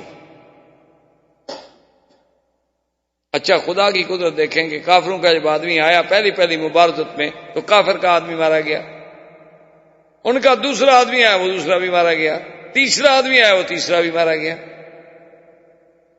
اب کافر گھبرا گئے پھر کہ بھئی یہ کیا ہوگا، یہ تو پھر ہمارے لیے یہاں بھی کوئی خاص ہماری اتنی قوت ہے، اتنی طاقت ہے۔ انہوں نے کہا کہ چلو ہم ایسا کرتے ہیں کہ ایک ہجوم کرتے ہیں۔ جب انہوں نے پہلا ہجوم کیا اور مسلمانوں نے جم کر مقابلہ کیا، ہجوم بھی شکست کھا گیا ان کا، حتیٰ کہ کیفیت یہ ہو گئی کہ کافروں نے بھاگنا شروع، یعنی بالکل منتشر ہو گئے، ان کا آپس میں ایک دوسرے سے لنک بھی نہیں رہا. یعنی 50 آدمی یہاں سے آ رہے ہیں تو 200 آدمی ادھر سے آ رہا ہے، تو 300 ادھر سے آ رہا ہے، تو 100 ادھر سے آ رہا ہے، اور جو آ رہے ہیں مسلمان تیروں کی باڑ میں رکھ رہے ہیں، اور جو آتا ہے وہ گرتا جا رہا ہے. تو انہوں نے بھاگنا شروع. اللہ کے قرآن میں جیسے غزوہ بدر کے بارے میں اللہ نے قرآن میں آیات نازل فرمائی ہیں، غزوہ احد میں اس سے بھی زیادہ تفاصیل اللہ کے قرآن میں ایک ایک کلمے کی تفسیر موجود ہے. اور جس بندے کے سامنے سیرت رسول کا پہلو نہ ہو وہ ان آیات قرآن کو سمجھ ہی نہیں سکتا. اب جب کافر بھاگنے لگے، منتشر ہونے لگے، ان کی قوت جو تھی وہ یعنی منتشر ہو گئی، طاقت ان کی ختم ہونے لگی،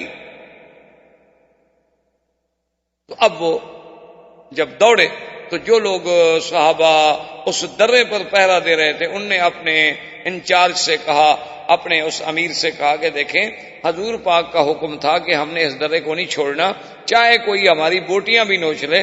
تو سیدھی بات ہے کہ وہ تمہارا یہ تھا کہ جب جنگ ہو، اب تو کافر سارے بھاگ رہے ہیں، وہ تو بھاگ گئے، تو ہم مال غنیمت میں بھی کیوں شریک نہ ہو جائیں.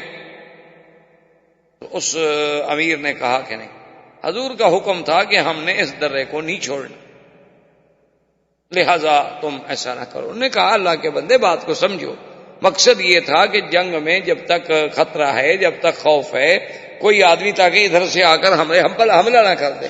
لیکن جب کافر جنگ ہار گئے، شکست کھا گئے، دیکھا نہیں وہ تو بھاگ رہے ہیں. انہوں نے کہا کہ نہیں، لیکن صحابہ نے بات نہ مانی، جس وجہ سے اللہ کی طرف سے یہ عتاب آئے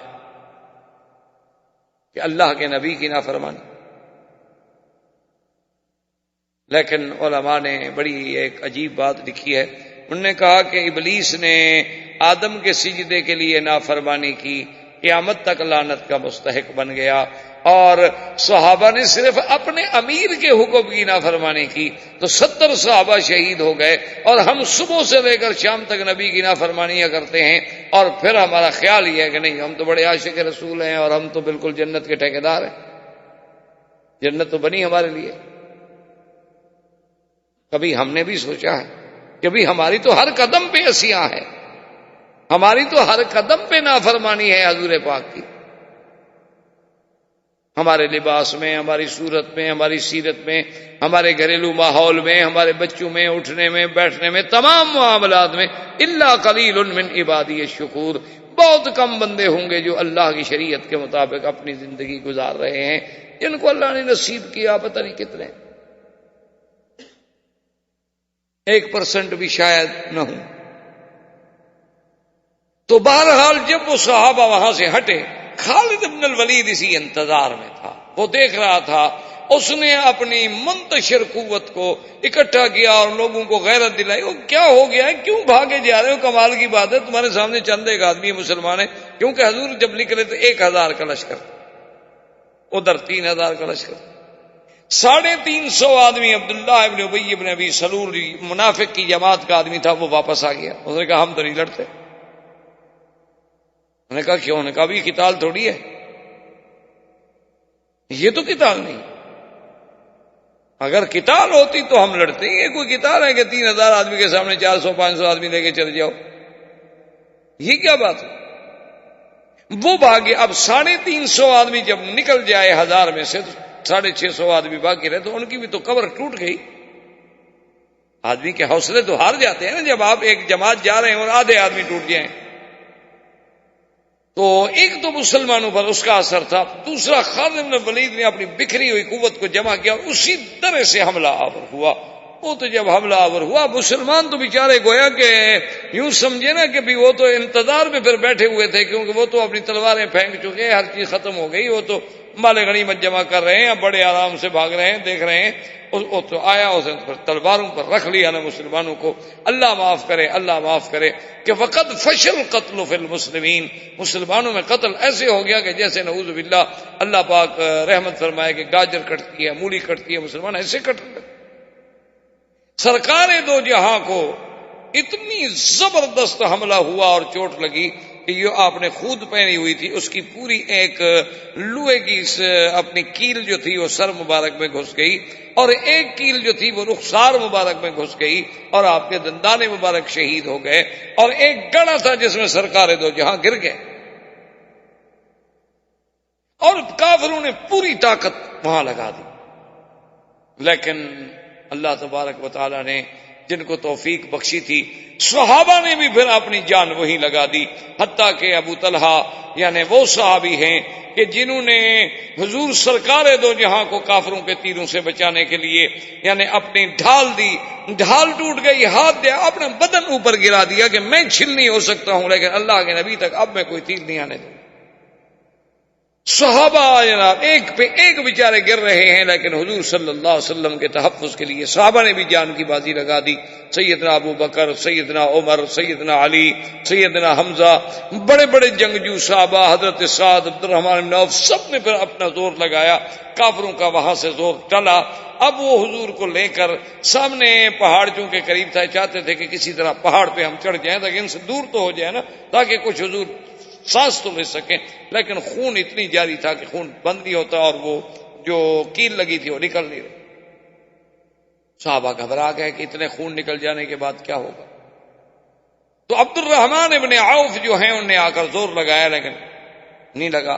انہوں نے پھر اپنا دانت یعنی اپنے منہ سے دانتوں سے اس کیل کو پکڑا، کیونکہ تھوڑی سی ظاہر تھی، اس کیل کو پکڑا اور کھینچا، ان کے دانت ٹوٹ گئے لیکن کیل پھر بھی نہیں نکلی۔ پھر عبد الرحمن ابن عوف نے دوسری جانب سے دانتوں سے پکڑا اور زور لگایا تو کیل نکل آئی، لیکن اس کے نکلنے سے تو خون کے فوارے پھوٹ پڑے۔ اب صحابہ کوشش کر رہے ہیں، خون بند نہیں ہوتا۔ سیدہ فاطمہ الزہرا رضی اللہ تعالی عنہا قریب کے کیمپ میں تھی، انہیں اطلاع ملی، تو سیدہ فاطمہ الزہرا رضی اللہ تعالی عنہا کو اللہ نے پتہ نہیں کیسے عقل عطا فرمائی کہ انہوں نے اپنے گھر میں حسیر، عربی میں حسیر ہم کہتے ہیں، پرچا ہوتا ہے نا، یہ کھجور کے جو پتے ہوتے ہیں ان سے بنایا جاتا ہے نیچے بچھانے کے لیے، آپ کے چٹائی ہیں جسے ہم کہتے ہیں، چٹائی اردو میں چٹائی کہتے ہیں، عربی میں اس کو حسیر ہے۔ تو انہوں نے فوری طور پر اس کو جلایا، اور وہ ایک پرچا یعنی چٹائی جلنے میں کتنی دیر لگتی ہے، وہ تو ہوسی ایسی چیز ہے نا، تو جب جل کے وہ راکھ بنی تو وہ گرم گرم راکھ لے کر انہوں نے حضور کے زخم پہ رکھ دی، بس وہ رکھنے کی دیر تھی، وہ جم گئی اور خون بن گئی۔ اسی طرح حضور صلی اللہ علیہ وسلم کے رخسار مبارک کا خون بند ہوا اور دانت مبارک شہید ہو گئے۔ حضور صلی اللہ علیہ وسلم نے اپنے ہاتھوں پہ، اپنے کپڑے پہ اپنا خون روکا ہوا ہے، اور حضور صلی اللہ علیہ وسلم لن یفلح قوما، وہ قوم کیسے فلاح پاتی ہے جو اپنے اللہ کے نبی کے چہرے کو زخمی کر۔ اب صحابہ نے زور لگایا کہ کسی طرح حضور صلی اللہ علیہ وسلم کو ہم اس پہاڑ تک لے جائیں۔ حضور کو پہاڑ تک لے گئے تو اسی دور میں ابی بن خلف جو کافر تھا، بہت بڑا کافروں کا سردار تھا اور یہ دشمن تھا میرے مدنی پاک، یہ اپنے گھوڑے پہ آیا، اس کو پتہ لگا کہ حضور صلی اللہ علیہ وسلم زخمی ہیں، اس نے اپنے ساتھیوں کو کہا کہ ادھر آؤ، اصل مقابلہ تو ہمارا اللہ کے نبی کے ساتھ ہے نا۔ اور یہ وہ ابی بن خلف تھا کہ جب بھی حضور اس کے سامنے آتے تھے یہ بدبخت ہمیشہ کہتا تھا کہ انا اقتلک وعلی ھذا الفرس، کہ محمد مصطفیٰ یاد رکھنا میں تمہیں قتل کروں گا اور اسی گھوڑے پر۔ اور حضور صلی اللہ علیہ وسلم نے ایک دفعہ غصے میں آ کے یہ بھی فرما دیا کہ بل انا اقتل، تم نے مجھے کیا قتل کرنا ہے، میں تمہیں قتل۔ حالانکہ حضور خود کسی کو قتل نہیں کرتے، یعنی اتنی رحمت و شفقت بھری ہوئی تھی میرے آقا میں کہ حضور نے کبھی اپنے دشمنوں کو بھی قتل نہیں کیا، لیکن یہ بدبخت ایسا تھا، اس نے حضور کو اتنا ستایا کہ حضور پاک کو بھی کہنا پڑا، فرمایا بل انا اقتلک، نہیں میں تمہیں قتل کروں، تم مجھے کیا قتل۔ تو یہ ابی ابن خلف جو تھا جی اسی گھوڑے پر پوری قوت کے ساتھ حملہ آور ہوا، اور اس بدبخت نے اتنا وہ خود اور زرہ اور لباس پہنا ہوا تھا کہ صحابہ کہتے ہیں کہ ماں سوائے اس تھوڑی سی گردن کے حصے کے اور کچھ ظاہر کہ خود یہاں تک آ گئی اور زرہ یہاں سے شروع ہو جاتی تھی، صرف یہ ایک رقبہ کا حصہ ظاہر تھا اور پورے بدن میں کوئی جگہ خالی نہیں تھی۔ تو سب حیران ہیں. صحابہ اب آگے آنے لگے. حضور نے فرمایا اترکوہ لی، چھوڑ دو، آنے دو بھائی. میں کہا حضور آپ زخمی ہیں، سرکار دو جہاں آپ تو کھڑے نہیں ہو رہے کمزوری کی وجہ سے، اور وہ ظالم گھوڑے پر سوار ہیں اور بڑا ظالم ہے اور قاتل ہے اور بڑا جنگجو ہے. حضور نے فرمایا اترکوہ لی، ہٹ جاؤ. حضور نے فرمایا عمر حاضر یا رسول اللہ، فرمایا مجھے نیزہ دو. حضرت عمر کیا کرے، حضور کا حکم ہے، اللہ کے نبی کے حکم کو کوئی روک تو نہیں سکتا نا. جلدی سے نیزہ دیا. تو صحابہ کہتے ہیں کہ حضور نے ایسے نیزہ پکڑا اور نیزہ پھینکا اس ظالم کی طرف. اچھا وہ نیزہ بالکل ایسے تھوڑا سا اس کو ٹچ کر گیا، پورا لگا بھی نہیں، یعنی تھوڑا سا جیسے چمڑا اتر جاتا ہے نا، ایک معمولی سا جرح پیدا ہوتا ہے، اتنا لگا. لیکن وہ اتنا ڈرا ہوا تھا نا کہ حضور نے کہا تھا نا کہ بل انا اقتلک، وہ اسی ڈر میں اتنا خوفناک ہوا کہ بھاگا. اس کے جو ساتھی اس کے ساتھ وہ بھی بھاگے، الٹے پاؤں بھاگا اور جا کے جناب دور معسکر الکفار، جہاں ان کا پورے لشکر کا پڑاؤ تھا، اس کے اندر جا کے وہ گھوڑے سے اترا اور رو رہا ہے اور چیخ رہا ہے جانوروں کی طرح. تو سارے اکٹھے ہو گئے. نے کہا کیا ہو گیا بھائی تمہیں؟ میں نے کہا بھائی تمہیں کیا ہو گیا؟ انہوں نے کہا مجھے نبی نے قتل کر دیا. زندہ بیٹھے ہو، کہاں قتل ہو گئے ہو؟ بدبخت سامنے تو بیٹھے ہو. لالا قتلنی رسول اللہ. نے کہا پاگل آدمی، زندہ بیٹھے ہوئے ہو، کیا ہے تمہیں؟ انہوں نے کہا دیکھو دیکھو. نے کہا یہ کوئی شرم نہیں آتی، یہ کوئی زخم ہے جیسے بندے مر جاتے ہیں.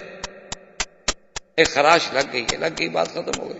انہوں نے کہا کہ نہیں، جو نبی نے کہا ہے نا، بس قتلنی محمد، مجھے تو محمد مدنی نے مار دیا. بس خدا کی قدرت ہے، یہی زخم ایسا اس کو لگا کہ وہ چند دنوں کے اندر اندر مر گیا. فقتلہ رسول اللہ. اور اسی واقعے میں اب جناب مسلمانوں کی ہزیمت کا تو یہ عالم تھا. اللہ تبارک و تعالی رحمت فرمائے کہ 70 صحابہ شہید ہوئے. کافروں کے کل 22 آدمی مارے گئے. صحابہ میں سے 70 شہید ہو گئے. اور سیدنا حمزہ رضی اللہ تعالی عنہ عم رسول اللہ، حضور صلی اللہ علیہ وسلم کے چچا جو ہیں، تو ہندا وحشی کو لے کر آئی اور حضرت حمزہ کی لاش تلاش کی. اور لاش تلاش کرنے کے بعد آپ کے کان کو کاٹا، آپ کے ناک مبارک کو کاٹا، آپ کے چہرے پہ زخم لگائے، آپ کے پیٹ کو چاک کیا، اور اندر سے کبد آپ کا جگر جو تھا وہ نکالا اور چبانے لگی، کیونکہ اس نے قسم کھائی تھی کہ میں حمزہ کا جگر چبا کے کھاؤں گی، کیونکہ انہوں نے ہی اتبا شیبہ اس کے خامد کو اور باپ کو اور بھائی بیٹے کو مارا تھا جنگ بدر میں. تو اس عورت کے اندر انتقام تھا. قبائل کے لوگ تھے نا، سردار تو تھے لوگ، قوم تو تھی نا. یہ الگ بات ہے کہ کافر تھے، دشمن تھے، لیکن ان میں اپنی خون اور اپنے خون کا بدلہ اور اپنے بڑوں کا بدلہ لینے والی بات تو ان کے گھٹی میں پڑی ہوئی. تو لیکن خدا کی قدرت ہے کہ سیدنا حمزہ کے قبض کو چبا نہ سکی، کھا نہ سکی. بڑی کوشش کی کھانے کی، لیکن جو زور لگایا وہ نہ چبا سکی، تو وہیں پھینک کے پھر چلی گئی. تو جب حضور لاشیں دیکھتے ہوئے آئے اور سیدنا حمزہ کی لاش پہ پہنچے، صحابہ کہتے ہیں فبکا رسول اللہ حتی ابکانا، حضور خود اتنی رو پڑے کہ ہم سب رو. اس حالت ام رسول اللہ سیدنا حمزہ بطن من ابطال الاسلام. اور صرف سیدنا حمزہ رضی اللہ تعالیٰ عنہ کو نہیں بلکہ کئی صحابہ کو نعوذ باللہ ان کافروں نے مسلح کیا کہ ٹکڑے ٹکڑے کر دیا، ہاتھ کاٹ لیا، پاؤں کاٹ لیا، کان کاٹ لیا. وہ بدر کا ایک جوش جو تھا اس کا بدلہ لے رہے. حضور پاک نے حکم دیا کہ سب صحابہ کو ان کی لاشیں اکٹھی کی جائیں اور ان کو کوئی عہد سے باہر نہ لے جائے. اسی اسنا میں ایک صحابی تھے میرے آقا کے جن کا نام تھا حضرت حنزلہ رضی اللہ تعالی. ان کی بیوی بیچاری پردے کے ساتھ ڈھونڈتی ڈھونڈتی آئی. انہوں نے کہا کہ یا رسول اللہ، میں ایک اپنے خاوند کا ایک پیغام ہے دینا چاہتی ہوں. اصل بات یہ ہے کہ ہماری شادی کو ایک دن بھی نہیں گزرا تھا، ابھی ایک رات ہی گزری تھی کہ صبح اعلان ہو گیا آپ کا جنگ احد کا. تو میرے خاوند جو تھے وہ ہم میں ابھی بھی ملے تھے، تو ابھی غسل کے لیے جا رہے تھے کہ اعلان آ گیا، تو انہوں نے غسل چھوڑ دیا. اسی وقت انہوں نے کپڑے پہنے، انہوں نے کہا کہ میں احد جا رہا ہوں اور اگر میں شہید ہو جاؤں تو اللہ کے نبی کو خبر دے دینا کہ مجھے غسل کی ضرورت ہے، کیونکہ شہید کو تو غسل نہیں دیا جاتا، شہید کو تو غسل دینے کی کوئی ضرورت ہی نہیں ہوتی۔ لیکن یہ ہے کہ مجھے تو شرعاً غسل کی ضرورت ہے نا، غسل جنابت کی ضرورت۔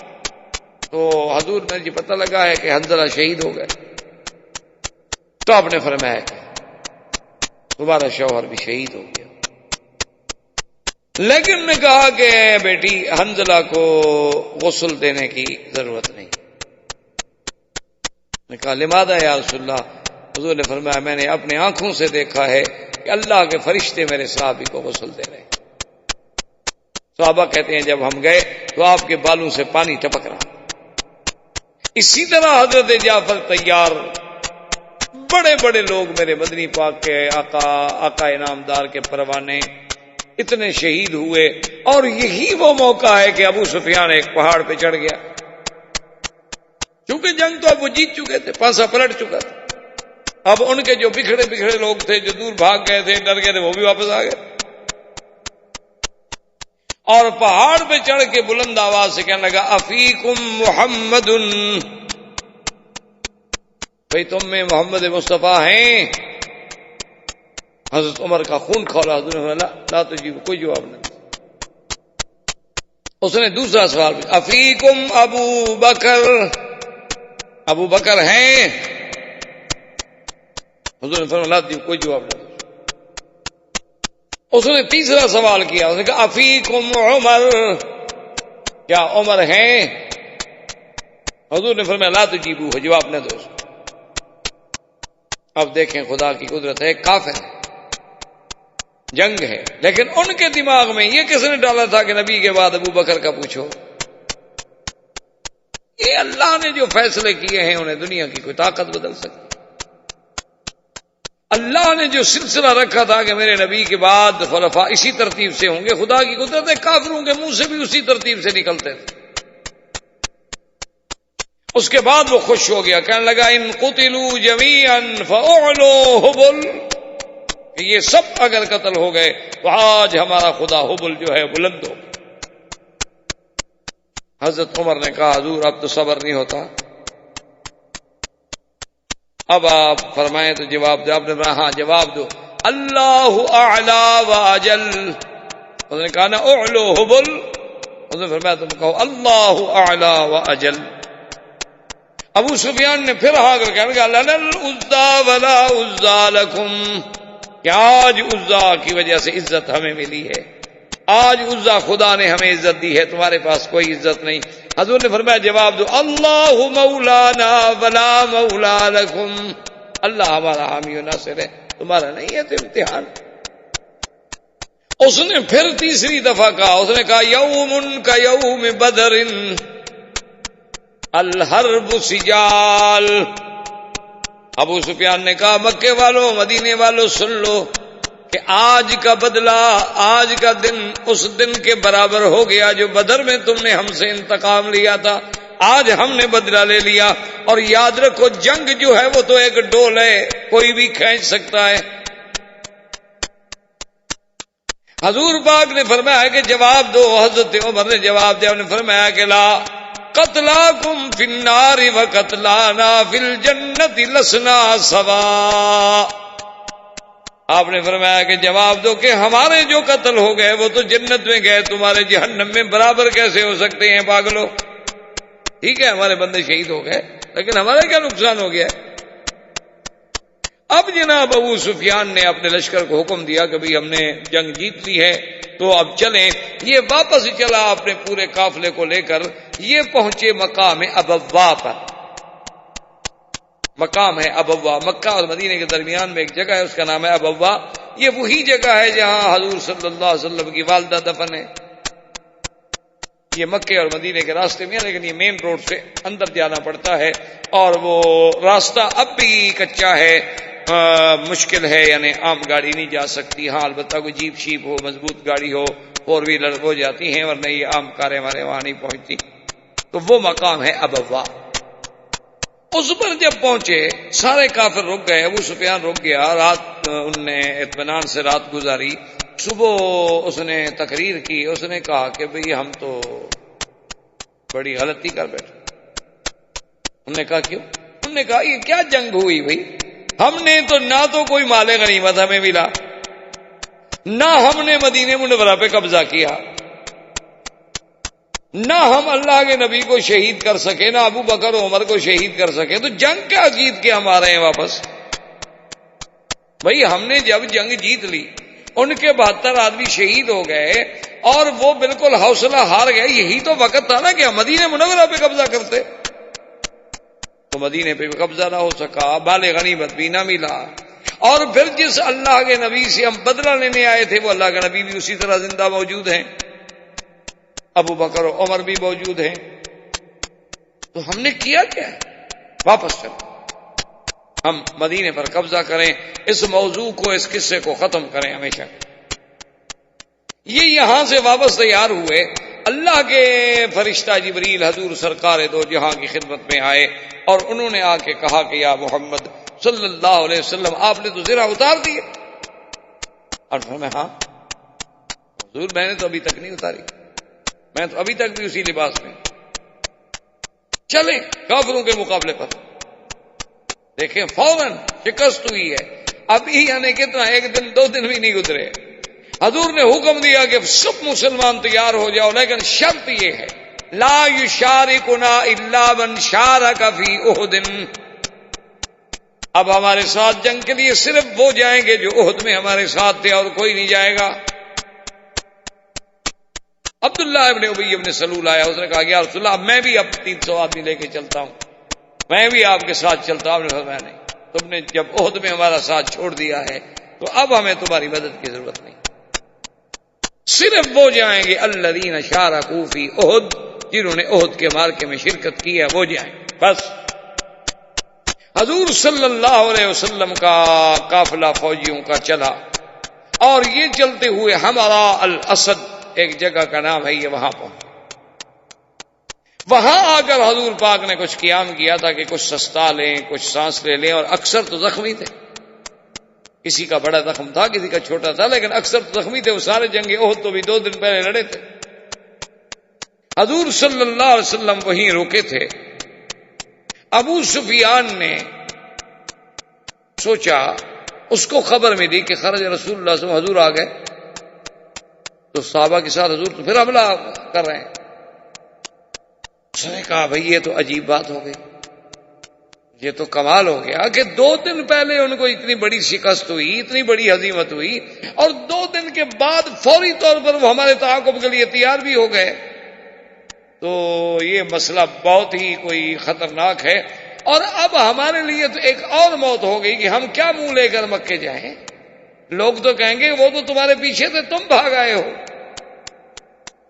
تو فرار بھی تو ہمارے مقدر میں لکھا گیا، نہ تو ہم مدینہ منورہ پہ قبضہ کر سکے، نہ سرکار دو جہاں کو شہید کر سکے، نہ ابو بکر عمر کو شہید کر سکے، اور اب وہ تو مدینے سے نکل کر ہمارے تعاقب میں آ رہے ہیں اور ہم بھاگ رہے ہیں، تو ساری زندگی لوگ ہمیں تانا دیں گے کہ اچھے آدمی تھے، 3000 کا لشکر لے کے گئے اور بھاگ بھی تم آئے۔ اس نے ایک آدمی تھا بنو خزاعہ کا خزاعی، اس کو بھیجا کہ تم جا کر کچھ ایسی کہانی بناؤ کہ مسلمانوں کے دل میں ایسا روب پڑ جائے نا کہ بس وہ ڈر جائیں اور رک جائیں، ایسا نہ ہو کہ ہمارا تعاقب کرتے کرتے آ جائیں اور ہم مارے جائیں، ہم تو گئے۔ بنو خزاعی وہ گھوڑے پہ دوڑا اور آیا، حضور پاک صلی اللہ علیہ وسلم ہمراہ الاسد میں ٹھہرے ہوئے تھے، تو ملا اور حضور نے فرمایا کہ کیا حال ہے قریش کا؟ انہوں نے کہا یا رسول اللہ قریش تو بالکل تیار ہیں جنگ کے لیے، اور اب تو اور ان کو بڑی کمک پہنچی ہے، احابیش سے اور فلاں قبیلے سے اور فلاں قبیلے سے اور فلاں قبیلے سے، وہ تو احد سے بھی زیادہ طاقت لے کے آ رہے ہیں۔ اس کو قرآن پاک نے اللہ نے قرآن میں فرمایا الذين قال لهم الناس ان الناس قد جمعوا لكم فاخشوهم، اللہ نے فرمایا کہ جب لوگوں نے آ کے خبر دی کہ دشمن تمہارے لیے بہت بڑا لشکر اب تیار کر چکا ہے، ڈرو، فزادهم ایمانا، صحابہ کی یہ بات سن کر بجائے ڈرنے کے اور ایمان بڑھ گیا، اور ان کی زبان سے نکلا قالوا حسبنا اللہ ونعم الوکیل۔ احباب کرام، اس کے بعد اب آپ اس مبارک سلسلے کی CD نمبر 19 سماعت فرمائیں۔